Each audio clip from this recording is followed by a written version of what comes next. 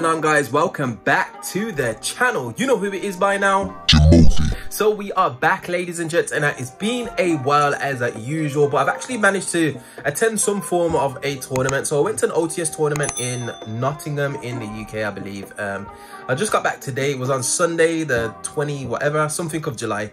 But nevertheless, I managed to finish in 11th place with a record of x-2. Unfortunately, I did not top. I needed one more win for a top. It was tipped to be a few more players, but there's only a few players in circulation that managed actually to turn up for the event, which was interesting. But nonetheless, it was good to actually play some Yu-Gi-Oh! And I actually played Dinomorphia, ladies and gents. Now, I have been playing Marincess over the last couple of weeks, and I don't feel like the build is ready yet for me, my build particularly, to be able to take to some tournaments. I think I'm missing a couple of Abyss Sharks to be able to kind of like turbo out Totally Awesome. But nevertheless, I lost to, and I believe one of those losses was really down to my own intuition, basically, and the dark arts of a Yu-Gi-Oh! Not necessarily anything illegal, but just some things that I need to like brush up on myself. So I played in game round 1, I played Invoked, I believe. I managed to take that. I just had too much for his board, and then Rexterm was just a hell of a card. Round 2, I think I played Punk, Synchro, like Cyflock, kitchen sink type deck with just a whole bunch of engines smashed together to just turbo out Cyflock. I managed to lose 2-1 to that. Now this is where the dark arts came in. I initially lost game 2 in that round because I didn't shuffle my hand when I searched for a card, so he actually popped one of my back row, which was the card that I searched. And I didn't shuffle it, and then when I placed it on the field, he just knew that it was that card, basically. So that stopped me from getting my engine, well, my Dinomorphia engine going. So he actually won that game just because I didn't have any engine after that. So it was a good shout on his behalf, and he did tell me he did that before.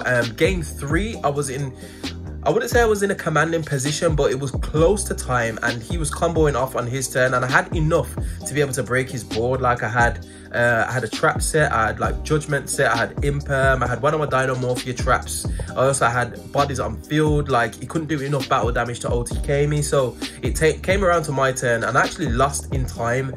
He was slow playing a bit, I'm not gonna lie. He was doing a few plays that weren't necessary for anything, and he was taking a little bit longer than usual to think about his plays, and actually kind of scooped up his cards before like time was called because he knew it was going to go to time. It was a little bit frustrating, but it is what it is. And then Alaska Sky Strikers, ladies and gents. Now that was an interesting game to say the least. Like, game 3, we ground it out. Like, I don't even know how long it took. We was both on like 500 life points for at least like 7 or so minutes. It was just loads of backwards and forwards, but I actually lost to that. I did get Psychic End Punisher out in game 2 and just literally OTK'd him, but it was a little bit of a struggle. And then I managed to win my last 2 games against Sky Striker, as well as a Dinomorphia variant that kind of plays more of the Dino cards, like Ultimate Conductor Tyranno, Overraptor, all that kind of stuff, and I managed to just take it.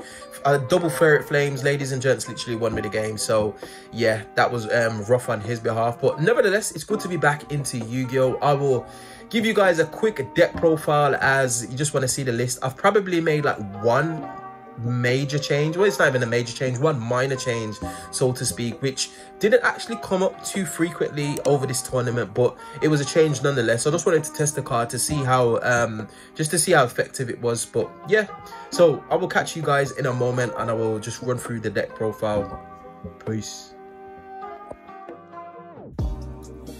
Okay, ladies and gents, let's get straight into the list, wasting no time whatsoever. So I'm not going to spend too long on this, ladies and gents. I've profiled this deck on the channel quite a few times now, and it's starting to be up there in one of my top 5 decks to play, just because of how unique it is and the interactions that you average your opponent. So starting us off, we have Triple Theresia, of course, probably the best card in the deck. Gets all your plays started. You know how it goes. Triple Diplos, this is mandatory. I've seen a few lists that run 2 that say that I don't need the 3rd Diplos. If you're grinding, you're gonna need the 3rd Diplos, so I'm maxing out on 3. 1 Miscellaneous Saurus. At times I sided this guy out.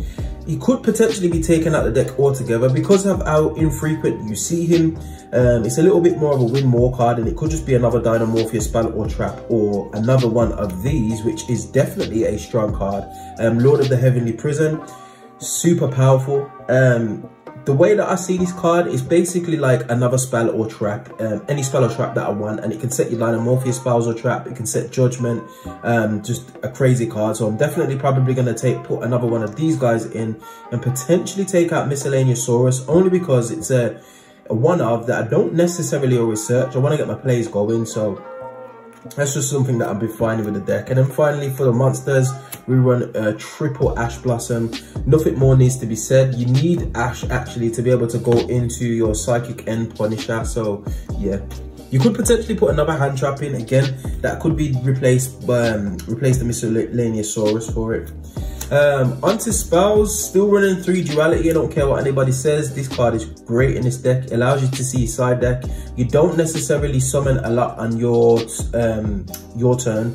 You do a lot on your opponent's main phase, so duality is a nice inclusion, might I add. If you've got prosperity, you could potentially play that as well, but like I said, prosperity as well as duality just means that your deck's going to be hyper consistent, so just like to max out on that. Double Lightning Storm, I probably would play 3 if I had 3. Back row removal, front row removal, very flexible. If you can't afford Lightning Storm, you could go with double Raigeki as well as a Harpy's Feather Duster, or double Raigeki, Cosmic Cyclone, Twin Twisters, whatever you want. But just the removal in this deck, be able to go second is super useful. And in one of my matches today, I actually drew into Lightning Storm as well as Infinite Impermanence, which effectively can act like a board breaker, especially if they only got one Omni-Negate on field. So very, very powerful card. Is a little bit contentious with Anti-Spell Fragrance in the format, but I like Lightning Storm. And next, for the power one-offs, we run 1 Fossil Dig, 1 Monster Reborn, and 1 Corv of the Grave. You could argue for a case for a second Fossil Dig, but I didn't want to saturate my deck with too many spells or traps. I wanted to open a mixture of spells, monsters, traps. You know how it goes, ladies and gents. So those for the powerful one-offs. For the Dinomorphia Dinomorphia traps, you know how it goes. Triple Domain. I actually like this more and more now. I've been using Domain with Kentragina to be able to dodge targeting effects. So I special summon Kentragina, use Domain, using Domain, then I use Kentragina's effect to obviously fuse in my opponent's turn. Now, depending on what's happening, my opponent might have some kind of interaction. I can then chain Kentragina again, depending on where I am in the game state, to then banish Domain and apply his effect and use Kentragina herself as one of the fusion materials. You can easily bring her back with like Monster Reborn or something like your Alert, for example. So yeah, Triple Rexterm, sorry, it's Triple Rexterm, Triple Frenzy to get your Rexterm out. Powerful card, say no more. It's very flexible. This is, a lot of people say this is better than Domain, but I think Domain is a lot more flexible. This stipulates you to your opponent's main phase, so you're kind of restricted as to when you can use it, but nevertheless, powerful card, gets Rexterm out, which is basically the game winner. Double Dinomorphia Sonic, I am arguing for the third one, not just because of the negation for the spells and traps, but to be able to banish it from graveyard to protect yourself. I actually did that twice against a Sky Striker player that I played in a tournament against, and it kind of saved me from dying that turn basically, and it pushed the game to like a turn 8 or 9, which is a little bit of an unheard of in Dinomorphia, especially with the way that the deck functions. It basically kills itself, so yeah.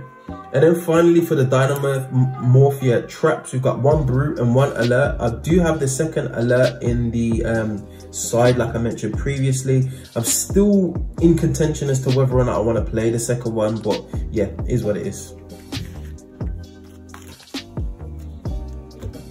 Next, for just the regular spells and traps, sorry, just the regular traps, Triple Judgment, just never take this card out. I don't care what anybody's saying. Triple Imperm, this overperformed today, especially when I let my opponent sometimes just build their board and then I try and Imperm on their turn to kind of force some negations, but also to be able to make sure that my Therese can resolve, or if they've got Omnigate on field, basically I just trade with the Omnigate. So very, very strong card, especially going second. It's just, you just got to know when to apply it. Double Ferret Flames, I actually seen this against the Dinomorphia player who set up one crazy field. I think he had Utopia Dragnar as well as 2 Double Hope Harbinger, and he attacked twice I Ferret Flames once, he judgmented it, and then I Ferret Flames again, which was a nice feeling. So double Ferret Flames, powerful card, play the third in the side, not messing around. Double goals a match. This and Rexterm equals a game win in most situations, especially when your opponent's out of resources. Like, the lock is crazy. Sky Strikers find it difficult to play under it, can't go into their links. It's hard going. And then finally, the Gravedigger's Trap Hole, and the one little bit of a minor tech that I included in this deck.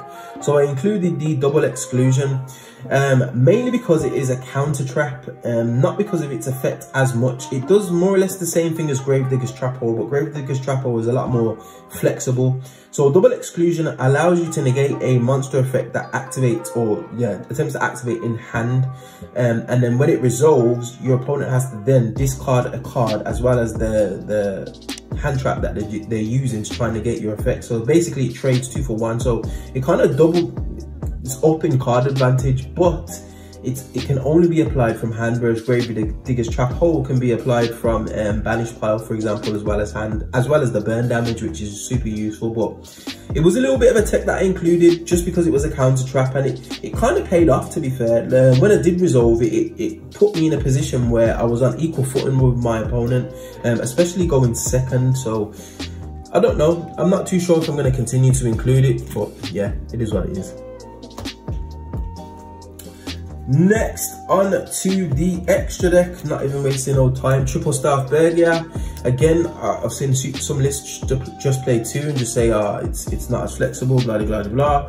I like 3, I'm using 3. It does come up, especially just the safety net. If you're grinding with your opponent, if they've got a grindy deck, you definitely need the third, in my opinion anyway. I could be wrong.